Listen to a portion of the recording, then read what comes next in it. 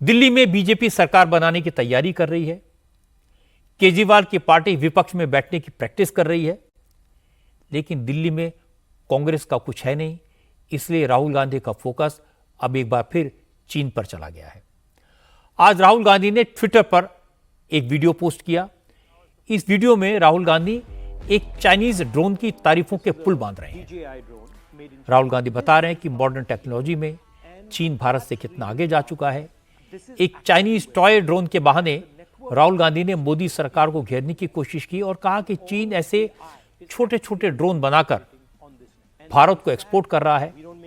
राहुल गांधी ने कहा कि भारत के नौजवान भी ड्रोन बनाना चाहते हैं, भारत के युवाओं में पोटेंशियल है, लेकिन मोदी सरकार इस पर ध्यान नहीं दे रही क्योंकि प्रधानमंत्री को भविष्य की जरूरतों की समझ ही नहीं है। DJI drone made in China. This has come from the toy industry, and that's really the powerful thing.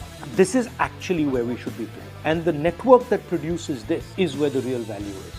And all AI is actually going to be operating on this. And the sad fact, we don't make any of the components inside this. We don't understand how it's made. We certainly don't make any of the optics. We don't understand how. What we are seeing here is innovative technology of the motor, high quality optics, telecommunication equipment, and essentially a bunch of cell phone batteries set together are allowing this thing to transform the battlefield. India has given away its consumption data to large multinational companies, and India doesn't even play in the production space.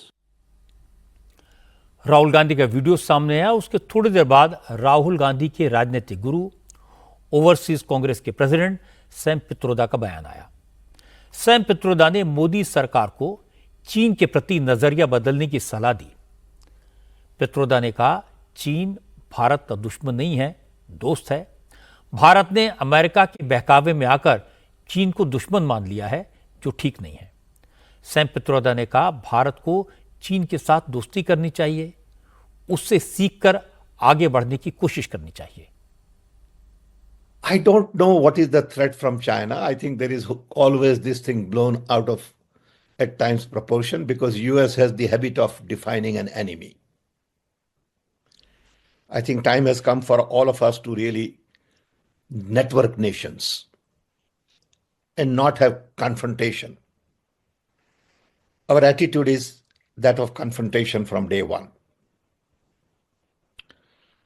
And that attitude creates enemy.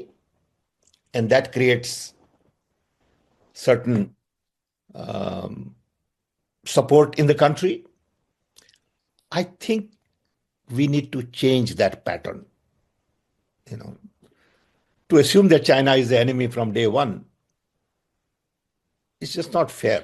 Not just to China, but to anybody. China is around. China is growing. You got to recognize that, respect that. Rahul Gandhi ने Chinese drone उड़ाए, Sam Pitroda ने बयान दिया, तो BJP ने राहुल गांधी पर सीधा हमला बोला। सुधांशु त्रिवेदी ने कहा कि सैम पित्रोदा का बयान गलवान के शहीदों का अपमान है।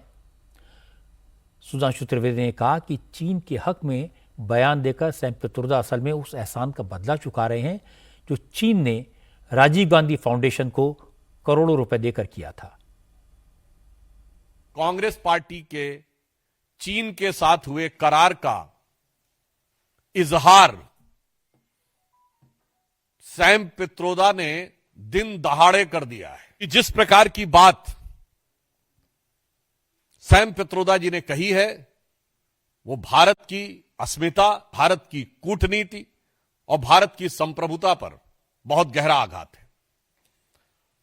उन्होंने इस प्रकार की बात कही कि चीन के साथ तो किसी प्रकार का विवाद ही नहीं है, जैसे भारत ही अग्रसर की भूमिका में, यानी आक्रामक मुद्रा लिए हुए, और ये कोई उनका अलग बयान नहीं है। इसी भाव और इसी विचार के अनेक स्टेटमेंट राहुल गांधी पहले दे चुके हैं। तो मैं पूछना चाहता हूं, ये गलवान के शहीदों का अपमान है कि नहीं? मैं कांग्रेस पार्टी से सीधे पूछना चाहता हूं। गलवान में जो हुआ, हमारे 20 सैनिक बलिदान हो गए, और उसके बाद यदि आपका ओवरसीज का चीफ इस प्रकार की भाषा बोलता है तो यह निंदनीय है, भर्त्सना योग्य है, और यह भारत और भारतीय सेना, भारतीय सैनिकों के बलिदान का घनघोर अपमान है कि कांग्रेस पार्टी ने स्पष्ट रूप से यह दर्शा दिया है कि वो चीन के साथ हुए अपने करार के प्यार में राजीव गांधी फाउंडेशन को चाइनीज एम्बेसी से मिले हुए लोन के दबाव में बोल रहे हैं और लगातार इस प्रकार के बयान दे रहे हैं। इसके लिए उनको आकर सीधे सीधे सफाई देनी चाहिए। सैम पित्रोदा भी कमाल करते हैं, हर थोड़े दिन में राहुल गांधी को एम्बेरस करते हैं। कांग्रेस को बार बार सैम के बयान से किनारा करना पड़ता है। कांग्रेस को बार बार कहना पड़ता है कि सैम पित्रोदा ने कांग्रेस नेता के तौर पर नहीं, निजी हैसियत से बयान दिया है। आपको याद होगा पिछले साल लोकसभा चुनाव के दौरान सैम पित्रोदा ने कहा था कि पूर्वी भारत के लोग चीनियों जैसे दिखते हैं, साउथ इंडिया के लोग अफ्रीकी जैसे दिखते हैं।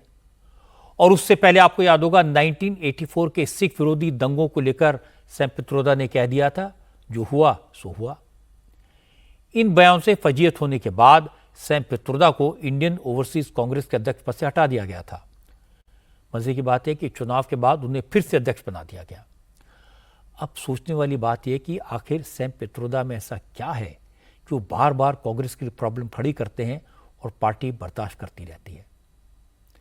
लेकिन आज जो हुआ उसमें इंटरेस्टिंग बात यह है कि कांग्रेस ने सैम पित्रोदा के बयान से तो किनारा कर लिया, लेकिन राहुल गांधी ने जो चीन का गुणगान किया, जिस अंदाज में चीन को अपना आइडियल बताया, उसका क्या होगा, इसका जवाब नहीं मिला।